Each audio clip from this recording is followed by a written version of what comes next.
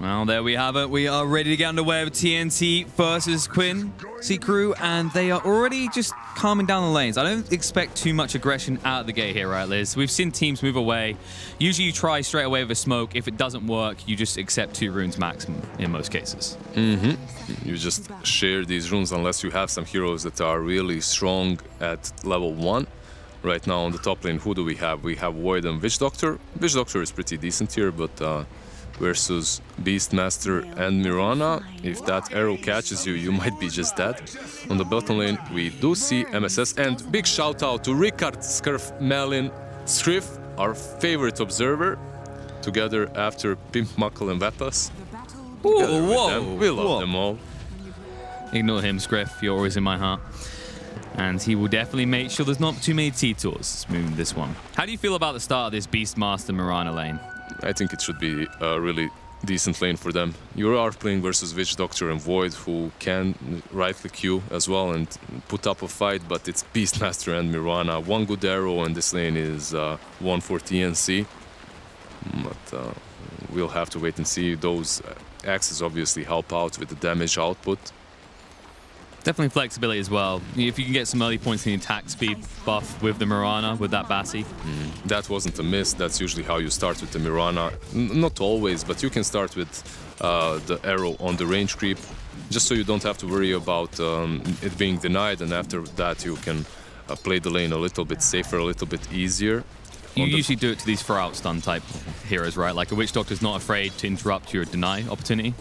So on the mid lane we see Armel on TNC playing his beloved TA versus Sumail on Pugna.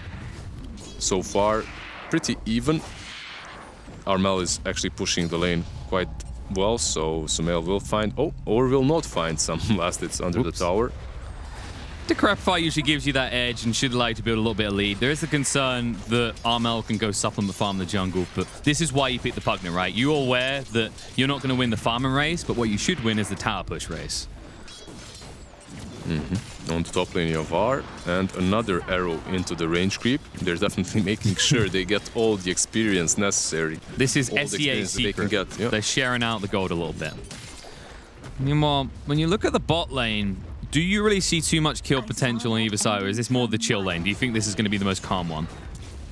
There is kill potential, and even though there's Lina and Saberlight's LC on one side, I see kill potential from March and Gabby, because look, it's Lina and LC that will try to be aggressive, right? And then suddenly you turn on the flak and you just turn on them. Yeah, I mean, there's kill potential on both sides. Most likely isn't as volatile of a lane as that top one, but it can happen, especially now with the Harpy. Oh my god. Stormcrafter, here we go, baby. Spam that chain lightning. Zap, zap, more zaps.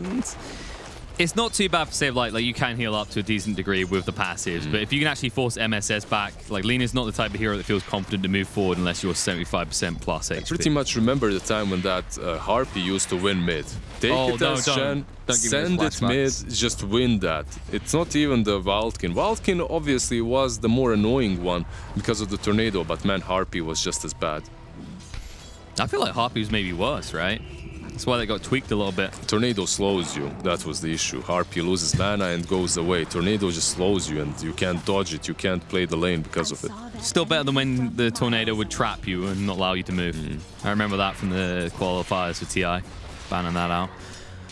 So, what are we looking for here in the 5 minute? Like, who do you think is more likely to rotate towards the mid? Because we do focus a lot on that where your support's coming in for a push on the tower with the catapult, right? Like, who has more kill potential at that point? If Shen finds some good creeps, he might rotate towards Sumail definitely and take him down. On the other hand, you obviously have this Mirana, and Mirana, after Tims is done shooting all the range creeps of this world, perhaps he can rotate and find some kills as well.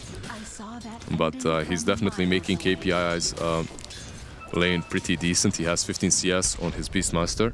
I don't know. There is always a chance, Liz, that he just gets too much into the farm. You know how your carries, they tend to get in the farm zone, especially when they pick AM? If Mirana keeps hitting creeps like this, he just might not want to leave.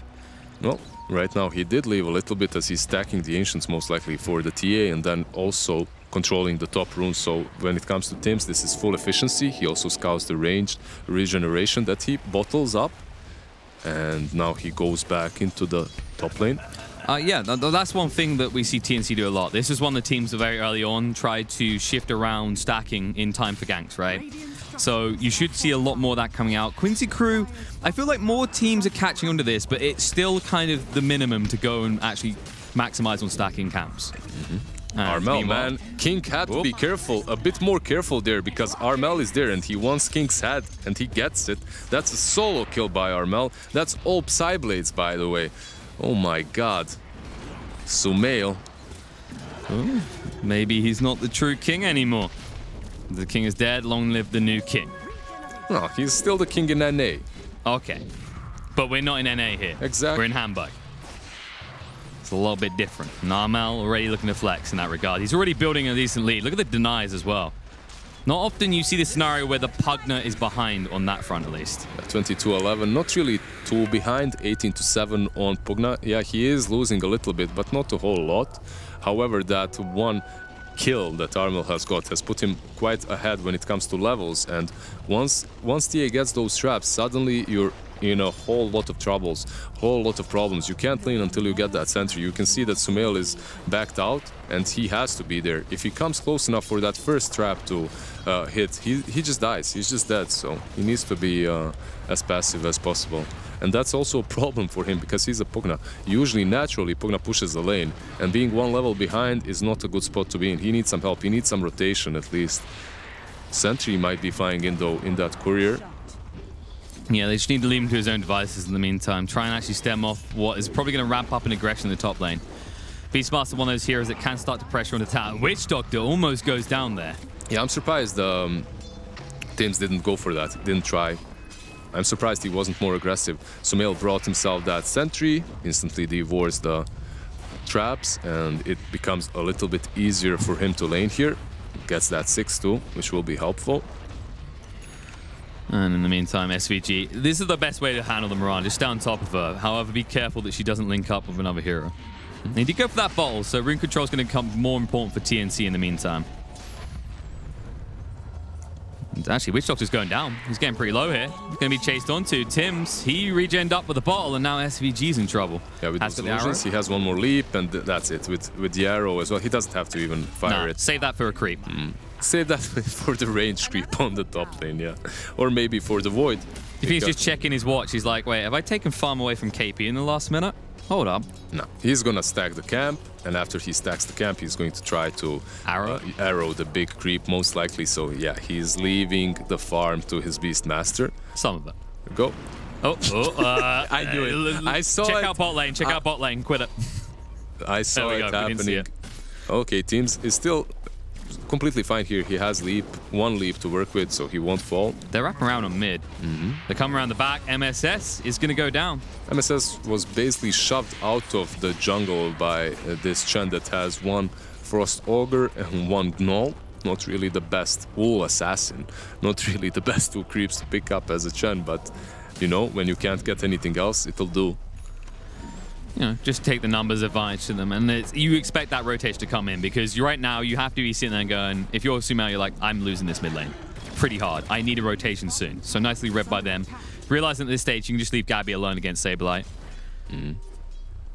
Actually, they have the chrono. Yawar, he was prepping it up, winding his arms ready to unleash, but he was definitely thinking about it. Both of these heroes have to be careful here, as if he gets a couple of bashes, after those bashes you can just chrono and get a kill. You have Maledict level 1, but it's enough. Fuel, bot lane, moving in. With the assistance of Pugna, they'll be able to bring him down. It won't be a win, but it'll be a big kill. You doubted the king, and the king is back again. With that Haste Rune, he goes bottom. He's a very fast little Skelly boy, goes bottom, takes down Gabby. And his Gyrocopter, good rotation by Sumail, reading that his mid has been lost quite convincingly, so time to rotate and make space happen somewhere else. Definitely. As a result, it does give Armel space to burn through that tower, already down to half HP, and Sumail. This is an early move. They have got the chrono, but they've allowed the life drain to break there, so they'll cancel the move. Yeah, that's a pretty much failed rotation by Yavar, even though Sumail did rotate back to the Radiant safely and well. This Yavar rotation didn't really bear any fruit, not really the greatest one. Armel's back.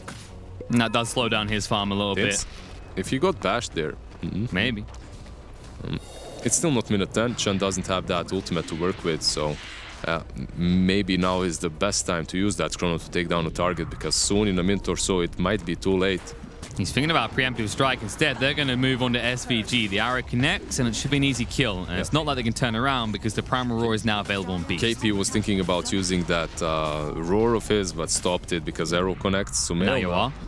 They'll turn around. The bigger kill's there. Decrepify, Life Drain, just to set up a kill for Sumail. And MSS is like, hold on, guys. I'm definitely here to help and not just snatch a kill. March. How about March, yeah. If he gets hit one more time, there it is, Light Strike Array, moving across. Yua's like, wait, can I proc on Tim's too? Yeah, that's a perfect timing to use that first chrono.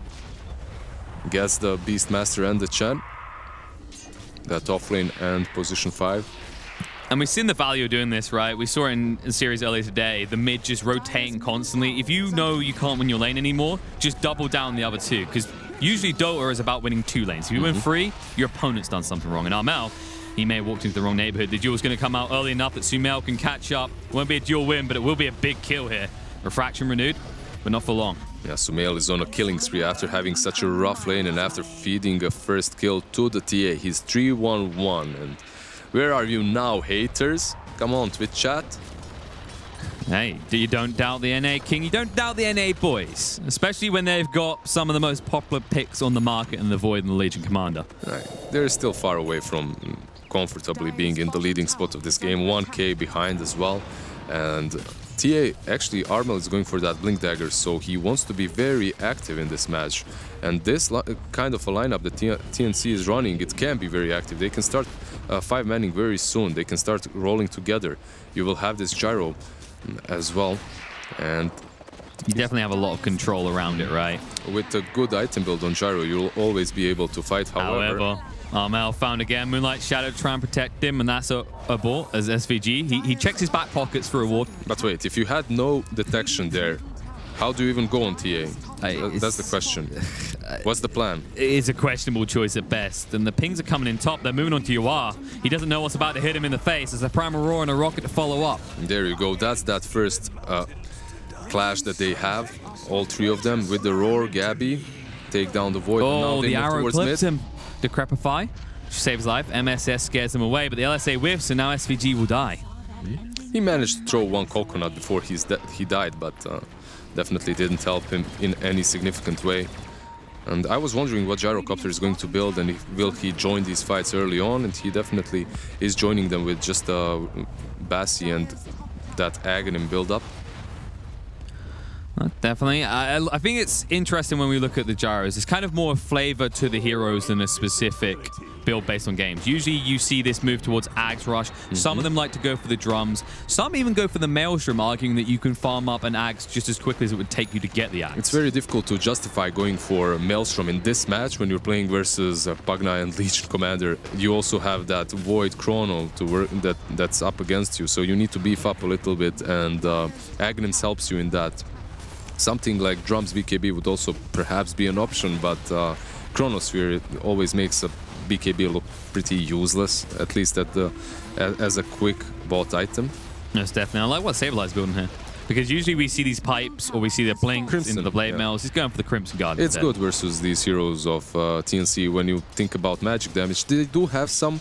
There's Mirana, obviously. There's Gyrocopter as well that dishes out a ton of magic damage early on, but Crimson Guard might be the better option. Maybe even a blink to get some way of initiating besides that Chronosphere. This is the big problem. They've got so much vision. You already saw Saberlight move top, right? It's like creep spot you a mile off. Yeah, you have Hawks as well. It's not even just the wards, right? It's the Hawks that... This one will be killed off by SVG, but gets quite a lot out of that too. Meanwhile, Tim's is just supplement. We said they like to do this on TNC a lot, especially Tim's. More greedy for, but he makes it work quite often. Actually building into that Yules, Bracer Yules, so just tanking a little bit up. And then buying that item which will help them versus the Pugna, I think. Meanwhile, Mirana, we just talked about Tim's. He actually goes down the bot lane, and in the meantime, Armel takes a tower, moves forward, and MSS will fall. 1-for-1 trade, and the towers might go the same way as they're here and they're committed to this tier 1. MSS paid for his insolence as he denies the mid-tier 1, but also at the same time they have the Chen, they have the Beastmaster and the TA instantly into the pit. It's Rosh time exactly, because they can. Now it's on Quincy crew to decide if they want to counter this or not. Vlads from KP definitely allow them to take this Rosh super easily. They're just healing up. They're sustaining themselves through this Roshan attempt. Yeah, and you probably know it's going on as Quincy, but you already used the Chrono. There's no way you can actually defend it. I mean, they're trying to. They just realized it too late. Saberlight was getting there, but he wasn't there on time. And also, Quincy crew, usually when you decide to take that tier 1, you know that you're losing something as a trade. If you're taking the Radiant tier 1, they're either taking your tier 2 or tier 1 on top lane or taking your jungle, right? Like, it's the common reaction, it's the common pattern that you see almost done by every single team. TNC and their lineup allows them to take something even better, and that's Rosh. And now they have Aegis, they have that Blink on TA, and she'll be going ham. I believe she'll be the one that jumps in and creates plays for TNC. Chen. Oh, now stun coming out. Yeah, Chen. Can he get the army out at least? He's going to stay alive for the moment, but Saberlight, he won't get the duel opportunity. They're going to actually stun him up with KP. Now he needs to run. Press the attack should get him away, and the home missile make sure he stays there. Chen actually survived through all of that. They can actually go on them, even though they're on the shrine. But they have to be careful because Chen used all of his healing spells for himself. He used the ulti, he also used the mech, so maybe just wait it out, chill a little bit. Yeah, respect the power spikes that TNC have right now. They do have a 4K net worth lead, and this is a type of lineup that maximizes that early gold. You're not really too far away from your Dazzle on TA as well. What, she needs like 600 gold, more 700 perhaps. She'll have it. TNC Gabby as well, moving towards the Aghanim's, just needs the point booster, yeah. So, all things looking good for TNC right now. And it's always that issue that Aegis is going to slow down Quincy crew when they should really be able to be making these moves. You've got this Legion, you've got this Pugner, you realize you are kind of in on the early. Yeah, they have to make some moves. That's the problem. You have this Chrono, you want to throw it on someone, but TA, she would be the perfect target as she's the one up front, but she also has an Aegis, and Gyro is still farming. He's still in the safest spot. Like, look where he's farming, next to his tier 2. You're never finding this guy. You have a ward on him, but you can't get there. It's too deep. Yeah. And look at March rocking these 4 little magic centaurs. Baby. Yeah, exactly. Now the move in, Saberlight gets close enough. He can go for the duel, and March, he should die this time. They even commit the death ward to ensure it happens. Armel jumps in though. SVG dies in return. 1 for 1. They do get the trade, but can they get more? That's the question. MSS is slowed down. They're seeing everything is clear to them, and they'll get themselves a second kill. So 2 for 1, but TNC, they do lose that Chen, and that Chen is crucial for them when it comes to these pushes. They can't really take objectives without him. They can, but they probably will not want to because he carries so much. He carries that ulti, he also has that mech to work with, a lot of utilities in his hands, and it's better to wait him than to risk fighting without your Chen. Desolator has been delivered to Armel, and now suddenly he hits so hard, man. Yeah, this is starting to ramp up pretty quickly. When you look on the side of Quincy crew, they need some sort of bounce back. And the Void is just not ready right now. They need to actually be making plays around the Lina and the Legion especially, because those are the ultimates can bring down the target. I'm surprised they didn't use any Chronos so far, at least not after that top one. Saving it for the next game.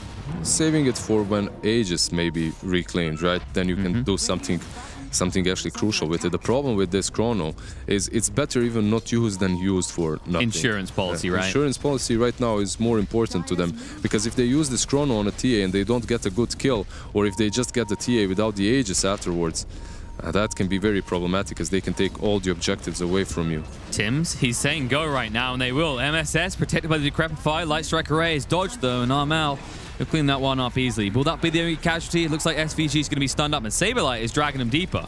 They'll clean up SVG, and Saberlight has no easy way out of this Eevee. He's got a TP, but they're holding on to that Primal Roar. He's very fast. They needed to throw that roar a little bit earlier. Perhaps someone can port on the tier 2 or on the shrine. Let's see. Because right now he's just running away. He's not going to stop. Gabby can't cut him off either, and TA is committed to the push in the bot lane. So Saberlight. There is Chen coming from behind, so perhaps he can block him. There's Armel as well. He drags him up. He's like, stop pushing towers, start killing heroes. The home missile should connect. He can't reach the shrine. Someone needs to activate it right now. MSS. Now the Chrono's going to be there. You are moving to the back line, but there's so many targets. The arrow clips onto Saberlight, and now they can just try and burst him down. Life drain to scare 1 away. They're going to turn around though. Saberlight barely moving away here. Keeps it light because of Voodoo Restoration, but the Hand of God come into effect. 2 dead already, and now make it 3 on the side of Quincy crew, as they're going to be submerged in the forces of TNC. MSS trying to escape to the south, and meanwhile on the south, look at this, Yua's being chased onto by Gabby solo. Can he do the damage? Arrow through, will connect Great and get arrow. himself another Tims one. is the MVP of that last fight. MSS, we're gonna escort him to the grave, to the fountain, and just talk about Tims and what he did there. Arrow stopped Saberlight from doing absolutely anything after that chrono has been casted. After that, he goes into the fight, focuses down the ward from Pugna, which is really important too, and then now follows up again with an additional great arrow onto Void. And look at this, already up in the high ground, pre-20 minutes, your tier 3 is going down. This is the power of this TNC lineup. 5-man Dota so early on, so much sustain, man, and I feel bad for Quincy crew because I don't like seeing this. I don't like when someone gives their best, right? You give everything that you have and you can't even take down a Chen. Like you use Chrono, you use Laguna, you use Duel, you use Pugna with her ulti, that ward, everything. You commit everything you've got, but you can't kill anything at all. Vlad's plus the passive of the Chen, plus Chen's ulti, plus mech. That's it. Insta-heal. It's the risk you run when you're so reliant on this magic damage. This is why Chen is so good at the moment. These little guys right here, Centaur courses, all that magic resistance, just buffing his lineup up and ensuring it's a free pipe, right? Like that's the best way to think of it. It is a free pipe. Pretty much, yeah. And that makes him pretty unkillable. And as a result, 14,000 net worth lead just 20 minutes into the game. You're going to need this Void involved with some big chrono plays very soon. And who's the play? Like, who has to be the opening hero? It has to be Chen that gets stunned up and killed off first, right? There's just too much sustain and heal from him. And the problem is, if you go on the Chen, the roar will happen on one of your targets, and you might not even take down that Chen, as he's pretty tanky too. He's a beefy boy as well. The pipe has been completed. Now you have the pipe to work against too. Well, there is a smoke. Saberlight, oh, actually, Invis-Rune alone. Which wants to move in. This is the feeling for Legion Commander. You know, if you don't start getting the kills in with the duels, you're just stand. They might try to go for Armel here, attacker. but Arrow, SVG has to move back. Armel's being spooked onto here. The crab fight comes out to stop him killing. Now the Laguna, there we go. That's the big kill. 65 seconds on the sideline and a lot of gold going their way. That definitely wasn't too bright. The chat wheel game from MSS is on point. Actually, Armel just diving so deep there. They had complete control on this side of the map, but right now I don't know if you want to continue. They're going to turn around. It looks they want Primal roll, arrow, gets whiffed. Chrono's going to come out. They're trying to punish him, but Yuan is trying to the Rocket Barrage. He has to back away here. Life drain, but Gabby barely feels it. It's just a mild tickle at this point because of all that magic resistance again. And Saberlight trying to stand his ground. Big stun that came out from MSS, but it doesn't really count for much. Gabby. Instead, Saberlight hit up by the urn should fall, and Sumail chased down by Gabby alone.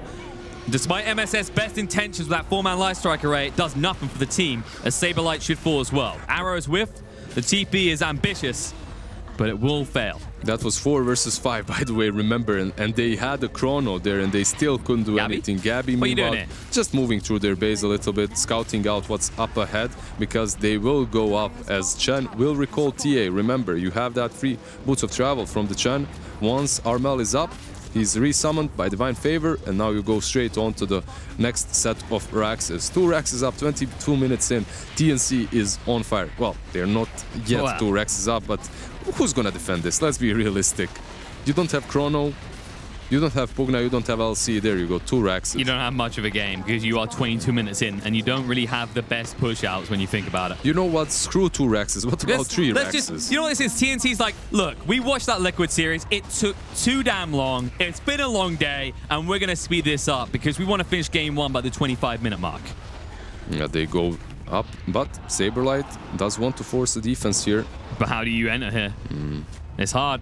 It's difficult because if you check TA, she has an additional item right now in her inventory, and that's a BKB. So no more Decrepify into a dead Armel. Next time he jumps in, he's staying there and he's taking you.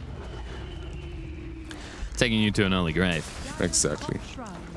So things will calm down for a moment, but not for long. Straight away, into the smoke, TNC. Gyrocopter, Blink Dagger. All right. Okay, this is a quick finish opportunity if I've ever seen one.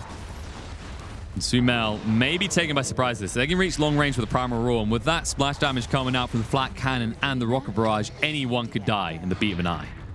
Saberlight is there to break the smoke first. He's there to break the wave of terror that's coming from TNC first, but how much can he actually stand? He does have that Crimson. He is the tankiest person on his team, but They need damage. That's what they're lacking. They have a Chrono now. They have a Chrono and they have Mjolnir on Yavar, so that's something. But they have a bigger problem. Roche is up. TNC should realize what's going on here, and they'll move straight towards the pit. Why risk it when you can have that second life? I expected them to risk it. When you consider what items they bought, Blink Dagger on Gyro, I was expecting them to go ham. 1 minute won't make a difference, Liz. In fact, we've got Gabby back to the pit quicker. Oh, that's it. And this Roshani will also die very quickly. Way too quickly. Quincy crew are not going to be out in time. The scan is going to reveal that to TNC as well as they get their hands on the Aegis and Was Cheese. there a smoke? They want to fight here on the high ground. That's their plan. This is Dordai. Yoar. He wants a good Chrono opportunity. He's going to jump in the blink away. Gabby, no! He used the item to maximum effect. Jumps the back line and melts straight through them. And that Chrono achieves absolutely nothing. And GG comes out because of it. Man. Quincy crew just got handled hard by TNC. This early game potential just peaked perfectly well for them. A couple of missed chronos, couple of missed opportunities to use that Chrono, and they just evaporated. Armel on the TA created so much space. At the same time, you have the Chen and the Beastmaster just